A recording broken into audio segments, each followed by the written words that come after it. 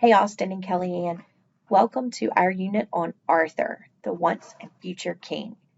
Arthurian literature is such an interesting subcategory of all British literature because it's this rich tapestry of characters, settings, and plots. Stories of mystery and intrigue, stories with science fiction twists and turns, tales about knights, damsels in distress, murder, revenge, sex, war, and chivalry. And at the core of all of Arthurian literature is one singular, ambiguous character, and that is King Arthur himself. So, who was Arthur? And this is a loaded question indeed, because scholars can't seem to agree on the identity of Arthur. Was he a king, or was he merely a man? Was he a king, or was he a warrior? Most scholars agree that if there was in fact a real Arthur, he probably was not a king because there's no written record of a King Arthur. And we do have surviving records about monarchy from Anglo-Saxon England on, up through modern day, and there's no specific mention of a King Arthur. What most scholars suggest is that instead of being a king, Arthur was in fact a British warrior who defended Britain from Saxon invaders in the 5th to 6th centuries. Because no contemporary records exist until the 9th century, when Nennius, who is a Welsh monk, writes the Historia Britannicum. And even then, Arthur is a very marginalized character. He's mentioned, but there aren't a lot of details about him. In the Historia Britannicum, Nennius does make reference to him being a king or a leader. And from that kind of footnote, this whole canon of literature comes. In the 12th century, around 1130, Geoffrey of Monmouth writes the History of the Kings of Britain. He includes a more definitive account of the Arthur legend, and he lays the foundation for the Arthurian tales as we know them. So when we think about King Arthur being leader of a realm where there are knights and damsels in distress, and there's this big beautiful castle, and there's a wizard, and so forth and so on, it's Geoffrey of Monmouth who really paints that picture for us. Had there been a real Arthur, he would have lived hundreds of years before, and the whole landscape of England would have been much, much different. In around 1130 to 1190, somewhere in that wide time frame, Christian de Troyes, who was a French writer, expanded the Arthurian legends. He borrows from the Celtic and the Welsh traditions, but he puts his own spin on some of the tales, and he changes the outcomes of some of the stories. He also introduces a key figure in the whole Arthurian canon, and that's the character of Sir Lancelot. Sir Lancelot is a Frenchman, and often the British stories make him look bad.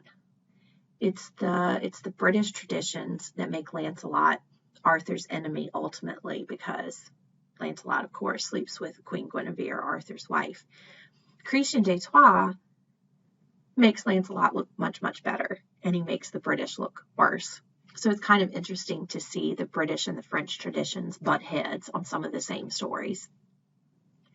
From 1160 to 1235, you're going to see a sampling of Arthurian literature in which more knights are added, more tales are added, and there are new elements introduced into the Arthurian canon. The Round Table, for example, is introduced. The love story of Tristan and Isolde is introduced in this time period as well. In the mid to late 1300s, Sir Gawain and the Green Knight is composed, and we don't know who wrote it. But what we do know is that it's one of the most prevalent of all the Arthurian legends, and Arthur's a very minute character. We find that to be the case many times, is that Arthur is merely mentioned in some of these tales. There are many Arthurian legends in which he's not even a character at all. He's just, again, marginalized.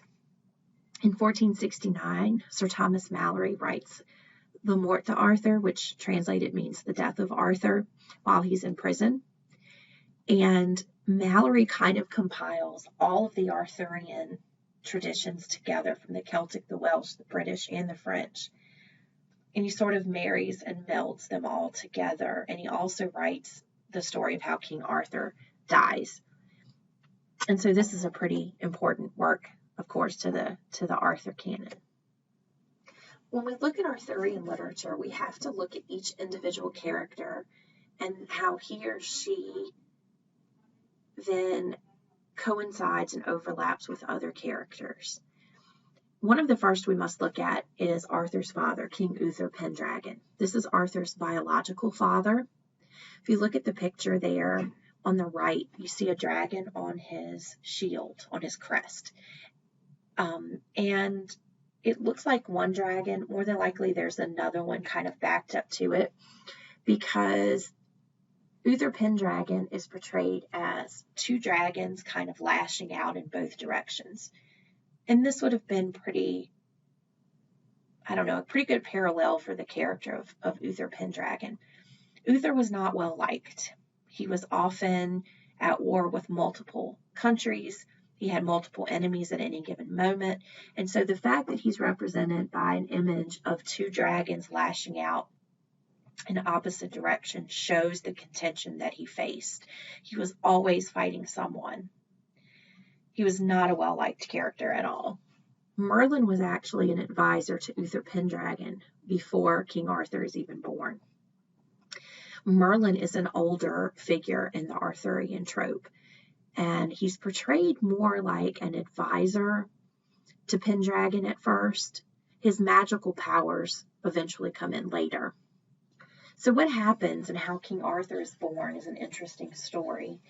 Uther Pendragon sees the Lady Igraine from a distance, and he immediately falls in love with her and has to have her. But Igraine is loyal to her husband, a man named Gorlois. They live together in Tintagel Castle. The Lady Igraine is faithful to her husband. She's beautiful. She's pious. And Uther Pendragon is driven insane by his love for her because he can't have her, and she's like the one thing that he wants. And Uther is a man who's accustomed to getting what he wants. And when he approaches Igraine and basically demands that she have an affair with him, she refuses out of loyalty to her husband. And so Uther Pendragon goes to Merlin and begs Merlin to help him out. And Merlin concocts this really exaggerated plan in which he will take the form of Uther Pendragon, make Uther look like Gorlois, and the Lady Igraine won't know the difference. And so, sure enough, Merlin does that. He transformed Pendragon into the image of Gorlois. Pendragon goes to the Lady Igraine. She sleeps with him thinking that it's her husband, and she gets pregnant. And that baby is Arthur. Merlin had made Pendragon promise that if a child was born of the affair, Uther would not raise him. He would give the child to Merlin. We don't know why this happens, other than maybe Merlin knows what a jerk Pendragon is. So sure enough, Arthur is born at Tintagel Castle. Merlin comes and takes him away from Igraine. By now she realizes that she's cheated on her husband unknowingly. Uther has no problem with this situation at all. He got to have the Lady Igraine. He actually has her husband Gorlois killed in the process. He gets to marry her then, and the child is taken away, and so he doesn't have to deal with that. According to legend, Pendragon is buried at Stonehenge. If you look at some accounts of Stonehenge's history, you'll find that Pendragon supposedly had Stonehenge built as his burial, and that was the only reason for its existence at all. So who was Merlin? If you look at the pictures there, Merlin is always going to be in a cloak. Most of the time that cloak is going to be purple, as you see here. What you see is a medieval painting of Merlin, and then you're going to see a more modern one. But in both cases, he's bearded, his face is somewhat hidden, he's a cloaked figure, and he's in purple. Purple to maybe indicate royalty or magic. The cloak to perhaps veil what he actually looks like. because some legends say that Merlin was the son of a devil and that he was somewhat deformed because of that. Merlin is portrayed as a wizard, a prophet, an advisor to both Uther and then later to King Arthur. He appears in all of the different Arthurian legends, from Celtic and Welsh traditions specifically. It's Merlin who suggests the Fellowship of the Round Table to Arthur when Arthur becomes king. It's Merlin who places the sword in the stone and says that only the future king of England can remove it. His great love is the Lady of the Lake. We know her as Nimue mostly, but she's also referred to as Vivian in Nineveh. And it's this kind of complexity that frustrates us with Arthurian literature. It's confusing because in some accounts she's simply referred to as the Lady of the Lake. In other accounts she's Nimue. In other accounts still she's Vivian. So we find a lot of the same characters have alternate names in the different traditions. When Merlin takes the baby Arthur away from Uther Pendragon and Igraine, he takes that baby, he takes Arthur to a guy named Sir Ector, who is already a knight. Ector is a nobleman. He becomes a strong father figure for Arthur. He raises Arthur to be chivalrous and to know the code of knighthood. He raises Arthur alongside his son, Sir Kay. Arthur is sometimes portrayed as being a squire to Sir Kay because he's younger, and so he would go with Sir Kay to tournaments and jousts and things of that nature. He would carry his weapons. If you have seen the Walt Disney version, The Sword in the Stone, then Sir Kay is the bossy older brother who tells Arthur to go back and get the sword because he's forgotten it at home. And Arthur runs through the city square and sees the sword in the stone that's been there forever and decides, well, maybe, just maybe, I can pull that sword from the stone and get it back to Sir Kay in time for the tournament, and I'll save all that time running back and forth from home. He knows that the legend says only the true future king of Britain can pull the sword from the stone. So he doesn't really think he can do it, but there's this childlike hope and wonderment in him. What if? What if I could pull the sword from the stone? And he does. And a crowd gathers and they realize, okay, this kid's important. This kid is not just an ordinary kid. And Merlin then appears and says, okay, he is your next king of England. And he says to Arthur, by the way, Sir Ector's not your father. Sir Kay is not your brother. You're actually the son of Uther Pendragon, and you're now the king. So what's your next step going to be? And of course, Arthur, as a teenager, is in shock about the fact that he's become the king of England. The Lady of the Lake is a really enigmatic figure. She's often portrayed as this very beautiful, like, sea nymph. If you can look at the pictures, you can easily see that.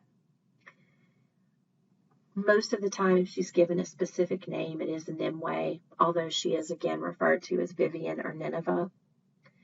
It's the Lady of the Lake who actually gives Excalibur to King Arthur. It belongs to her, and she has cast a special spell on it to protect Arthur. And she gives it to him with a specific instruction that when you die, it has to be returned to me. She's in love with Merlin, and she's very jealous and possessive of Merlin. And there's a legend that in order to keep Merlin's love forever, she actually sealed him inside of a cave, and that cave is still yet to be found. But when it's opened, Merlin will emerge. She's the foster mother to Lancelot, so she comes along in Christian de Troyes legends. As a matter of fact, if you look at Lancelot's name, Lancelot du Lac, that du Lac means of the lake. So his name means Lancelot of the lake. You see a picture there of she and Merlin together, and then you see the picture of her rising out of the water on the right, which is really beautiful. On the left, you see the picture of her holding Excalibur and waiting to give it to Arthur. Often when she appears, it's just her hand that pierces the surface of the water. Guinevere. You notice there's multiple spellings for Guinevere's name as well. Queen Guinevere largely is not a likable character in the Arthur canon. And yet Hollywood often portrays her as being this perfectly pious and good woman, and she's not. If you look at the Arthur traditions from any of the backgrounds, Celtic, Welsh, or French, she's never painted in a very positive light. She's the princess. She's the daughter of King Leodegrance of Scotland. She is kidnapped many, many times. That's a pretty common trope in Arthurian literature. She's the original damsel in distress. It's often Lancelot who then has to run off to save her. And he happily obliges because they're having an affair. Lancelot is Arthur's best friend. And so the fact that Arthur's best friend is having an affair with his wife, of course, is not going to bode very well for the kingdom of Camelot. You're going to see Queen Guinevere more specifically in Lanval, which is a French story that I uploaded in Canvas for you.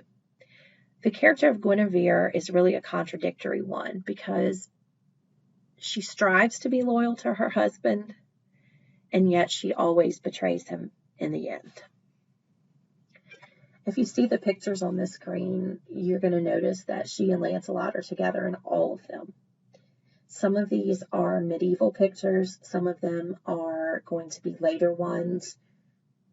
The one that I like that's sort of centered at the top is the one with the golden sword being pierced through Guinevere and Lancelot together because, of course, they're stabbing Arthur in the back and through the heart. That's a modern artwork, but I really like that one.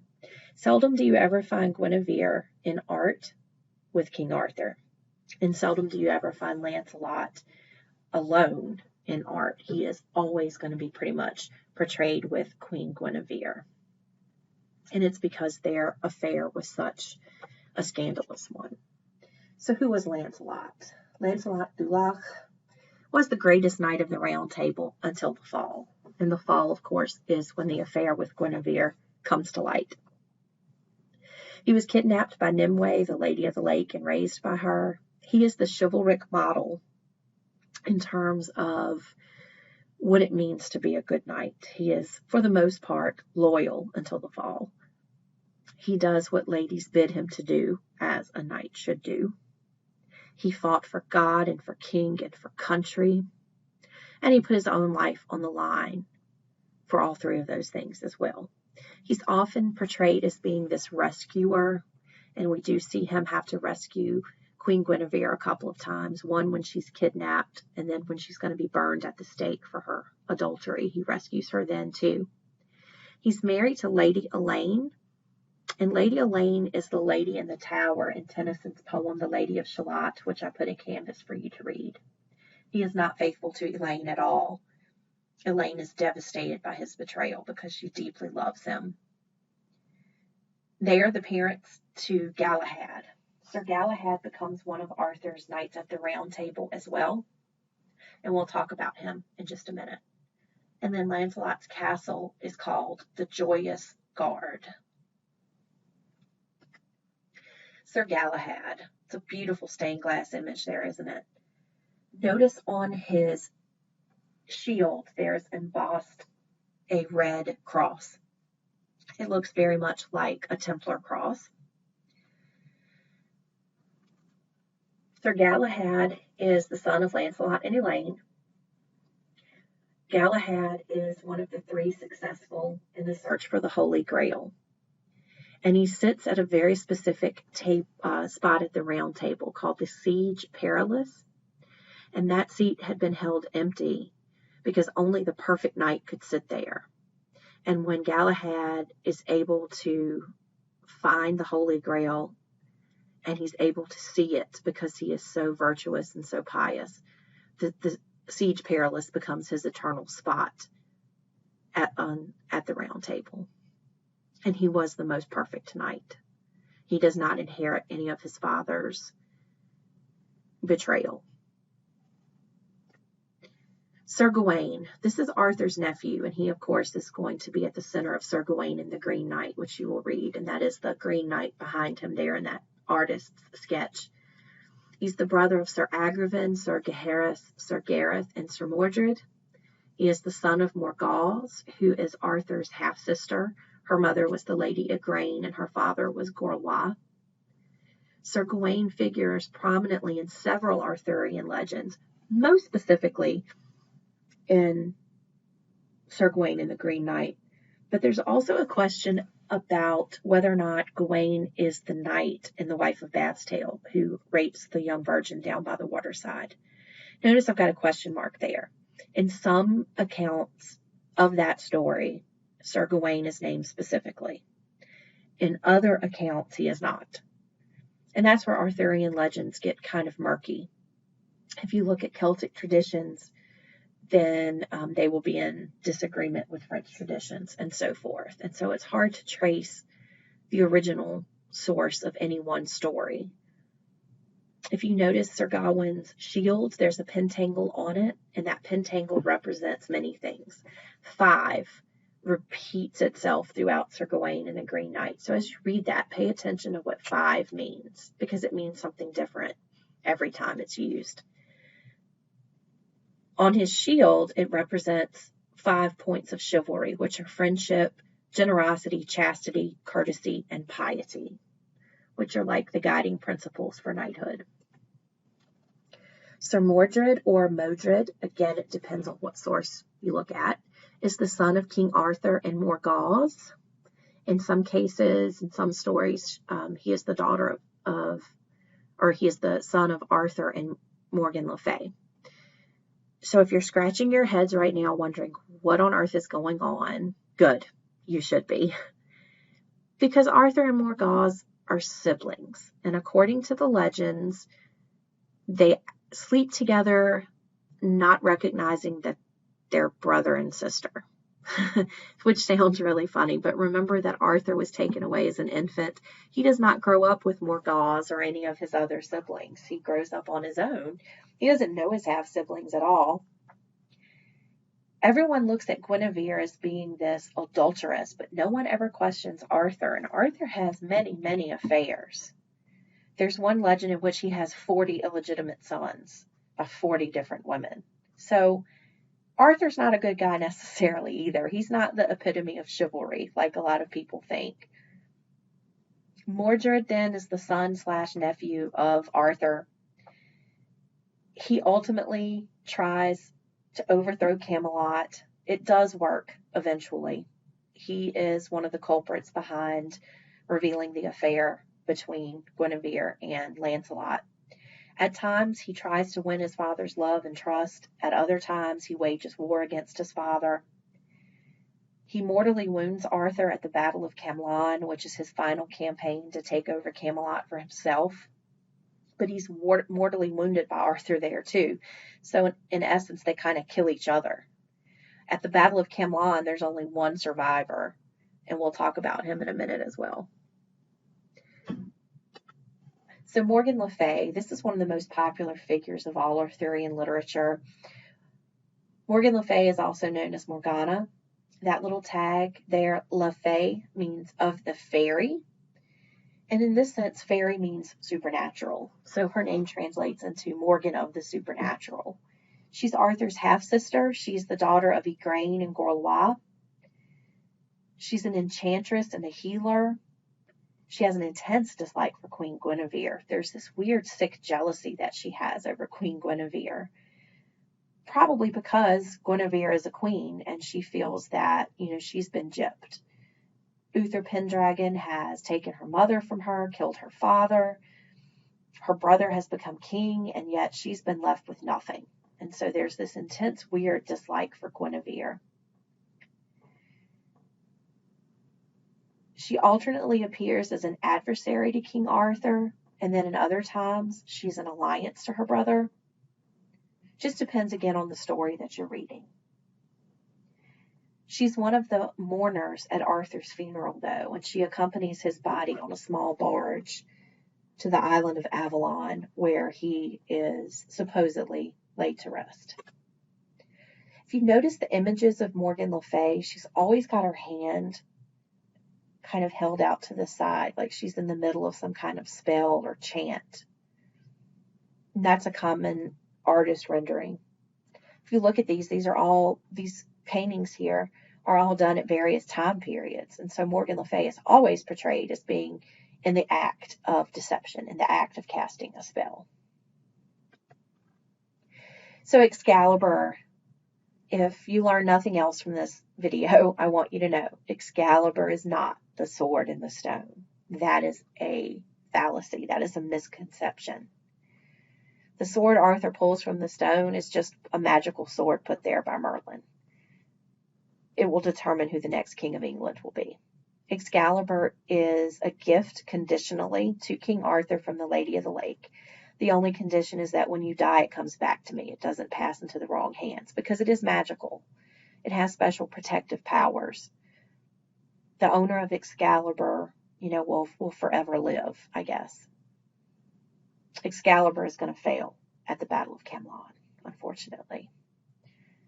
Sir Bedivere is the only knight left after the Battle of Camelot. He is also wounded terribly. As Arthur is dying, he asks Sir Bedivere to please return Excalibur to the Lady of the Lake. And reluctantly, Bedivere does that. The Round Table. So the Round Table is the icon, I think, of Camelot. It was a revolutionary idea. At the Round Table, there was no head of the table. Not even the king sat at the head of the table. Depending on the Arthur story you look at, the Round Table can seat either the 13, which would be Arthur and his 12 most trusted knights, or up to 150. The Siege Perilous sits empty until Sir Galahad finds the Holy Grail, and then it becomes his temporarily. Galahad does not live to be very old. When he finds the Holy Grail, he only will see it for a few minutes, and then he transcends into heaven. He dies because he's seen the most holy of holies. Interesting thing about Galahad that I forgot to mention, that red cross on his shield supposedly was placed there by blood from the Holy Grail. Blood that Joseph of Arimathea, who was Jesus' uncle, captured in the Holy Grail at the foot of the cross at the crucifixion. The Round Table is usually credited as being Merlin's idea, although some stories credit the Round Table as being a wedding gift from Guinevere's father, and Arthur uses it to become the seat for his chosen ones. This is the most common medieval image of the Round Table.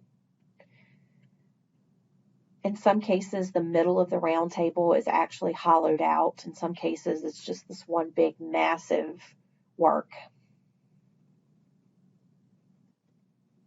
So the places of Arthurian legend. The first, Tintagel Castle, is a real place. The picture there is what's left of it, not very much. Tintagel Castle was supposedly Arthur's birthplace. It's where Gorlois lived.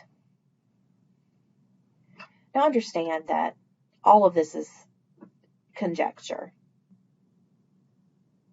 According to legend, this is where Gorlois and Igraine lived. According to legend, this is where King Arthur was born. A few years ago, a slate relic was found that did have Arthur's name on it. Now, whether it's real or not is questionable. Stonehenge, again, supposedly one of the many theories behind Stonehenge and where it came from is that this is where King Uther Pendragon wanted to be buried. And that each pillar and each rock was symbolic of some part of his reign. Camelot. I just have a painting there. There are a lot of historians and archaeologists who claim Camelot was in one specific place or another. But there's really nothing to prove that. Camelot was Arthur's perfect kingdom. It was the epitome of chivalry, very idyllic. It's almost utopian. The Round Table was housed here. But Camelot falls with the betrayal of Guinevere and Lancelot. Because what you see is that while Arthur is at war, wanting to raise forces against Lancelot and go fight him at Joyous Gard, while he's away, Mordred raises his own army against his father. And a civil war basically happens. An interesting side note to this is that JFK's administration, his presidential administration, is often referred to as Camelot, and that it seemed perfect, but ultimately it fell with his assassination. This idea of this ideal utopian existence, it doesn't happen. And there are so many more notes that I could have given you. There's so much more that I could say about King Arthur and Arthurian literature. I can't even say that we glossed the surface today with these notes. There's so much out there. It's just such fascinating stuff. So good luck reading. Email me any questions, and I hope you enjoy.